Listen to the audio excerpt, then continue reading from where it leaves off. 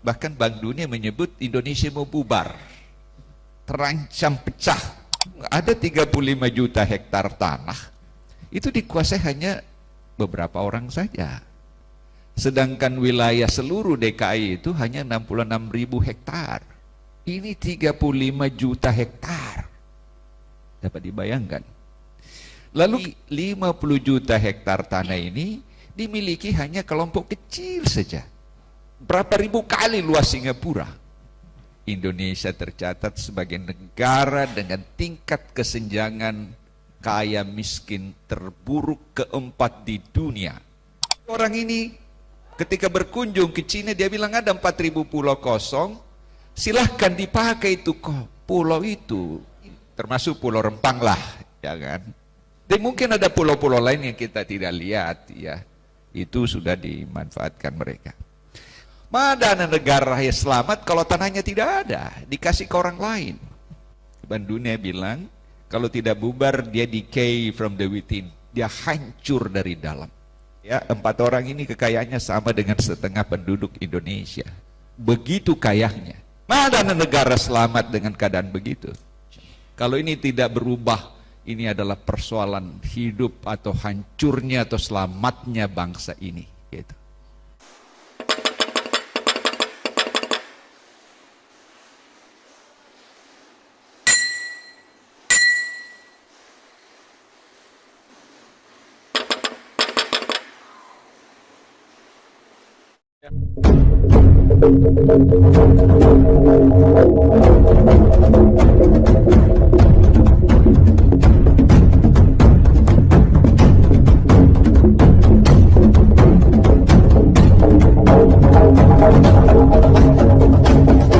Ya baik Bapak Ibu, alhamdulillah. Ingin saya tunjukkan pada Bapak Ibu, mungkin ada di sana Pulau Rempang ya, yang ini pulaunya Bang Yani ini yang mau diambil Cina itu ya. Kita lihat, kita lebih setengah wilayah negara-negara Asia Tenggara adalah Indonesia. Negara kita ini negara raksasa. Penduduknya juga lebih setengah dari wilayah negara-negara ASEAN. Brunei penduduknya 300-400 ribu orang. Itu masih bisa lari-lari tidur di satu gedung di Jakarta. Ya kan? Taruh aja di Gelora Bung Karno ya. Begini. Indonesia tidak mungkinlah bisa dilihat sama dengan tetangga kecil itu. Singapura sebelum direklamasi, ya, itu ukurannya jauh lebih kecil dibanding satu pulau di tengah-tengah danau, namanya Pulau Samosir, Danau Toba. Itu lebih besar, tapi karena tidak tahu Pak Bastaha Kasli mengekspor pasir, sehingga tambahan wilayah daratan Singapura itu 2 kali lebih besar dari kota Bandung, sehingga setiap hari negara ini bertambah luas. Tapi ada 3 pulau kita tenggelam, terancam tenggelam karena kebaikan kita pada tetangga ini. Saya tidak ngerti kenapa kita begitu baik ya. Apa sebenarnya itu ya, apa dibalik itu? Lalu kita lihat secara geografis gini, ternyata Indonesia itu 2 kali lebih besar dari Uni Eropa. Karena wilayah laut dan daratnya itu 8,2 juta kilometer persegi. Setelah Inggris keluar dari Uni Eropa. Uni Eropa itu hanya 4,1 juta kilometer persegi. Kita 8,2 juta kilometer persegi. Jadi kita itu disebut Pak Habibie a maritime continent, benua maritim. Luar biasa. Tapi kenapa kita tiba-tiba menjadi negara yang amat kecil peranannya di pergaulan dunia? Kita lihat bahkan Bank Dunia menyebut Indonesia mau bubar, terancam pecah. Ini ada 2 warga negara, ada yang nikmati surganya Indonesia, dan ada yang menikmati malapetaka di negeri ini, hidup dengan keadaan yang maha pedih gitu ya. Dilambangkan oleh Bank Dunia ini dengan wajah dengan gelangan air mata di mukanya, dan ini dia tersenyum manis gitu. Ini buku ini beredar tidak begitu tebal, 151 halaman. Ini menjadi rujukan dunia bahwa Indonesia sebentar lagi akan bubar. Nah, saya belum menyampaikan apa yang penyebabnya sehingga negara ini bubar. Tapi saya kira Mas Sumi saja yang bisa selamatkan ini ya, Pak Taha ya. Siap ya. Ya, ini tiba-tiba ini Bapak Ibu kenal, ini Ketua KPK, kolega saya, ini Menteri Keuangan kita, ini Jaksa Agung. Bertemulah di KPK waktu itu, saya masih di Komnas HAM. Saya bersama-sama dengan Laude Syarif, ya kebetulan dia komisioner di KPK. Ternyata dihitung-hitung ada 35 juta hektar tanah, itu dikuasai hanya beberapa orang saja. Sedangkan wilayah seluruh DKI itu hanya 66.000 hektar. Ini 35 juta hektar. Dapat dibayangkan. Lalu keesokan harinya di Kompas lagi disebut lagi ini ada tanah seluas 14,6 juta hektar. Jadi 50 juta hektar tanah ini dimiliki hanya kelompok kecil saja. Ini beberapa orang. Mungkin Pak Ketua Umum tahulah siapa-siapa itu ya. Kalau Pak Taha tanahnya di sini, ada berapa kolam renangnya di rumahnya? Ini coba 50 juta hektar. Berapa ribu kali luas Singapura. Only belong to very few selected few Indonesians.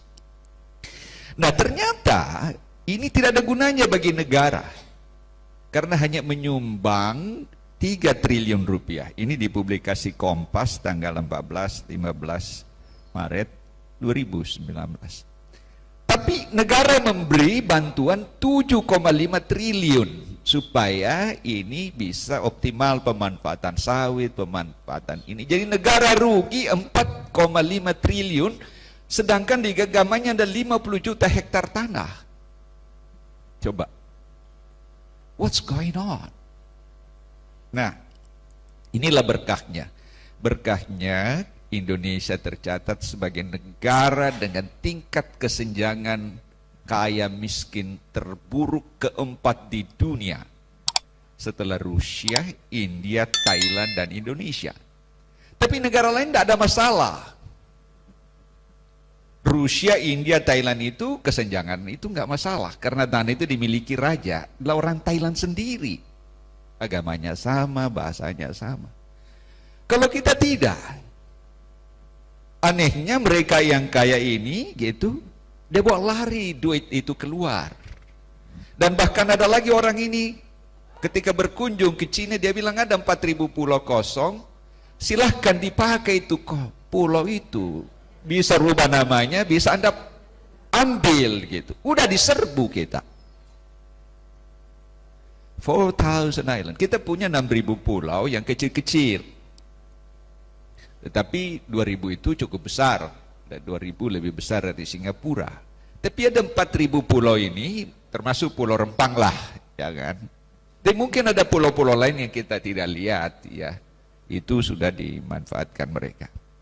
Nah, kalau kita lihat tanah-tanah yang diberikan ini dalam beberapa tahun terakhir ini, begitu baiknya negara pada orang-orang ini. Jika dihitung tanah yang diberikan ke pengusaha dalam dan luar negeri, karena dia sekongkol dari dalam ini dan luar, gitu. Ya tidak usah saya sebut namanya siapa yang sekongkol itu. Pak Taha ini dia profesor juga ini, tapi karena kelihatannya rambutnya masih lebih subur dari saya. Jadi luar biasa ini Pak Taha. Coba bayangkan, tidak 1 sentimeter lagi tanahnya itu tersisa. Bahkan 2 kali lebih luas diberikan ke pengusaha-pengusaha ini dibanding seluruh dataran provinsi itu. Coba lihat di Sulawesi Tenggara ada 10.000 izin. Kasih. Mengapa terlalu banyak ini kita? Karena ada izin yang tumpang tindih. Hari ini dikasih, besok ada lagi, minta dikasih. Jadi kalau ini dijumlah, tanah yang dikuasai mereka itu 2 kali lebih luas atau 3 kali lebih luas dibanding seluruh wilayah dataran provinsi itu. Mana negara yang selamat kalau tanahnya tidak ada, dikasih ke orang lain. 4.000 pulau kasih ke orang lain. Nah ini sama juga di Kalimantan Timur. IKN yang punya tanah itu kalau Bapak Ibu Google itu Tanoto gitu. Coba lihat lagi di Kalimantan Utara dan sejumlah provinsi-provinsi lain. That's the danger. Ban Dunia bilang kalau tidak bubar dia decay from the within, dia hancur dari dalam. Ya mungkin karena Partai Masyumi belum lahir waktu itu ya. Tapi sekarang kan sudah siap kayaknya ya supaya tanah itu diambil kembali ya. Siap. Apakah Bapak Ibu mau jadi penonton di sini? Dan Bapak Ibu di sini kan warga negara asli Indonesia ya kan? Bukan pendatang gitu kan. Gitu. Nah, dengan itu kita lihat orang tadi ini yang diberikan tanah, diberikan segala macam fasilitas, keuntungan yang diperoleh bawa lari keluar. 11.000 triliun, kita punya APBN itu sekitar 3.000 triliun. 3-4 tahun kita puasa seluruh jumlah penduduk ini sama dengan dibawa lari. Kalau ada koruptor kakap apa gitu, lihat aja kelompok mereka. Presiden sudah merayu, saya kasih tax amnesty. Tolonglah bawa pulang itu duitmu. Tidak ada yang dengar. Coba Anda bayangkan, asetnya disimpan sebagian di Singapura, itu kata Sri Mulyani. Sehingga bayangkan sejak 9 atau 1 dekade terakhir ini tidak ada penurunan angka kemiskinan. Tapi orang kaya naik sekian kali lipat. Bukan jumlah orang kayanya, tapi orang kaya yang sedikit ini kekayaannya bertambah. Nah dengan itu kita perlu merenung. Sehingga tidak heran 100 juta penduduk Indonesia dan mungkin sekarang setengah penduduk Indonesia 270 juta jiwa sama dengan kekayaannya 4 orang, bukan 4 perusahaan. Jadi saya dengan Pak Ketua Umum, Mas Arief, Pak Taha, saya 4 orang ini kekayaannya sama dengan setengah penduduk Indonesia.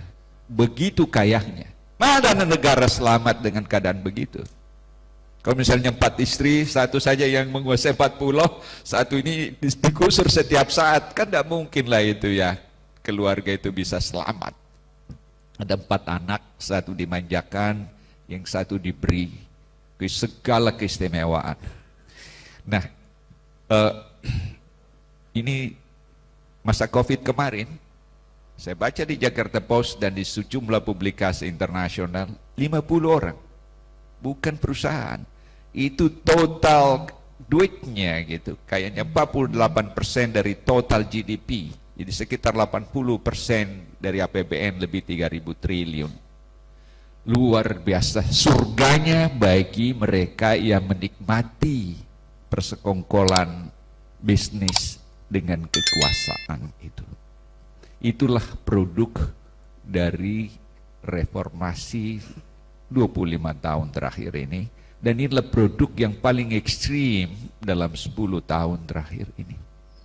Apakah kita mau meneruskan ini atau tidak? Siap untuk melakukan perubahan ya Bapak Ibu?